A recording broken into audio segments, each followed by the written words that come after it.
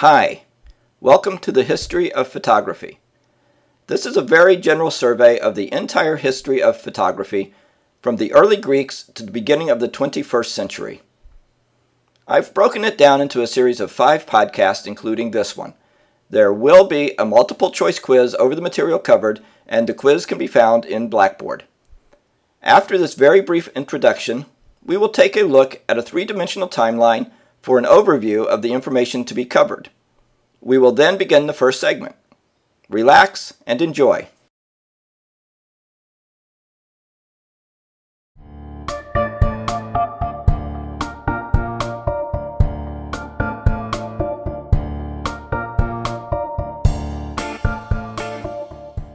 In this 3D timeline, I want to take an overview of the 5 sections that will be covered in this history of photography. This history is a very general look at photography, and by no means should be thought of as comprehensive or complete. It is to give you a general idea of the history of photography and a chance to look at some classic photographs. If you wish more information, please let me know. In the first section, before the beginning there was the eye, we will examine how the eye could be considered the first camera. We will look briefly at the similarities between the eye and the camera, such as lenses and light-capturing sensor arrays. At some point, somebody, maybe a caveman, observed that light passing through a small opening projected an upside-down image on the wall, or on the ground. The earliest known written observations about light are from around 400 BC. The ancient Greeks also wrote about how light rays might work. Euclid's Optics, from around 300 BC, is credited with actually being the first detailed description of how light rays work. Euclid also is credited with defining the golden ratio, part of which is the idea of the rule of thirds. We will get back to the rule of thirds later. The camera obscura and the mad scientist.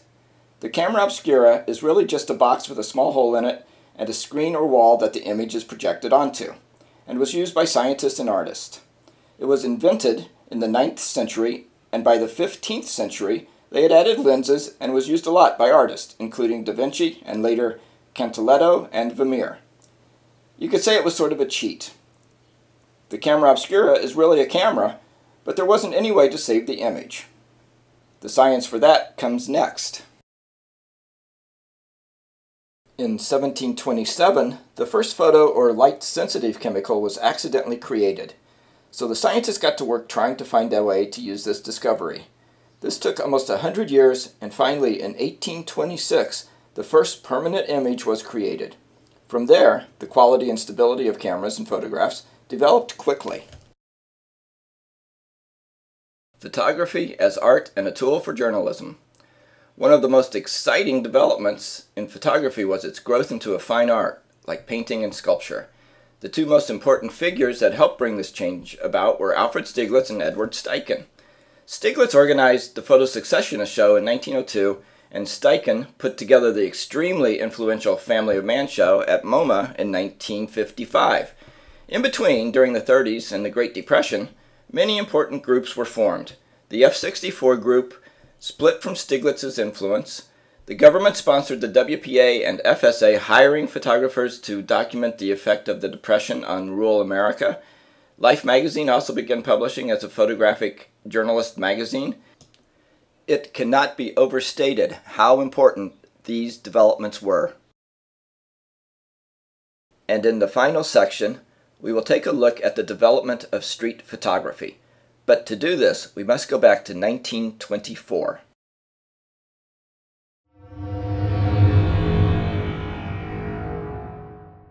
In 1924, the Leica camera became commercially available. The amazing quality and the small size of the Leica gave photographers the mobility they needed to take pictures on the move. Remember that before this, cameras had to be set up on tripods. Street photography is often defined as photography that features humanity in public places, and Paris is generally considered the birthplace of street photography. 2 photographers from the Family of Man show, Diane Arbus and Gary Winogrand, went on to become famous practitioners in the street photography genre. Street photography today is being challenged. Our anxieties about terrorism, invasion of privacy, and surveillance conflict with our desire and ease to take pictures of anything and everyone we see, and our need to document everything we do. We have cameras built into our glasses. Who knows what the future will bring?